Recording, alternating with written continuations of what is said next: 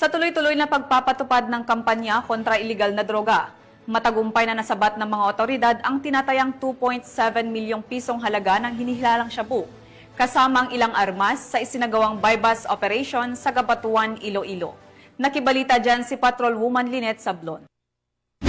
Sa patuloy na kampanya ng Police Regional Office 6 sa ilalim ng direktiba ni Police Brigadier General Josefino Diligan, Acting Director ng PRO6, laban sa iligal na droga, 4 na hinihinalang tulak ng droga, kabilang ang isang minor de edad ang naaresto sa isang matagumpay na bypass operation sa Barangay Hanipaan, Ulo, Cabatuan, Iloilo. Nito lamang 11 ng Hulyo, taong kasalukuyan. Umabot sa higit kumulang 400 gramo ng hinihinalang shabu na may tinatayang halaga na 2,720,000 pesos ang nasabat mula sa mga suspect. Kinilala ang mga suspect na sina alias Vince, 44 na taong gulang, taga-barangay Damoong, Haniway, Iloilo, na itinuturing na high-value individual, si alias Kaloy, 32 anyos, taga-barangay Hanipaan, Cabatuan, Iloilo. Isa ring high-value individual, si alias Joyce, 20 anyos, taga-barangay Kadagmayan Sur, Santa Barbara, Iloilo, na kabilang sa street-level individuals at isang minor de edad. Kasama sa mga nakumpiskang ebidensya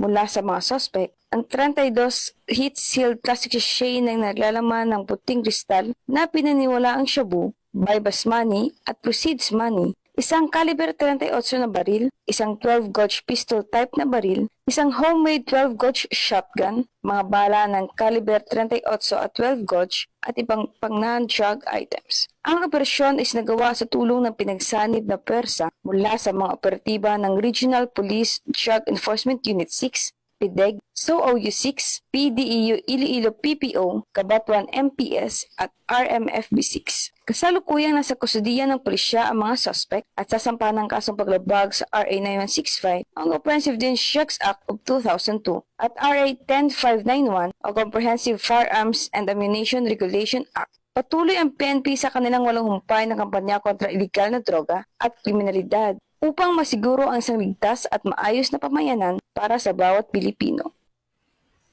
Mula rito sa Western Visayas, ako ang inyong PNN correspondent, Patrolwoman Lynette Sablon, alagad ng batas sa kataguyod ng Balitang Pulis.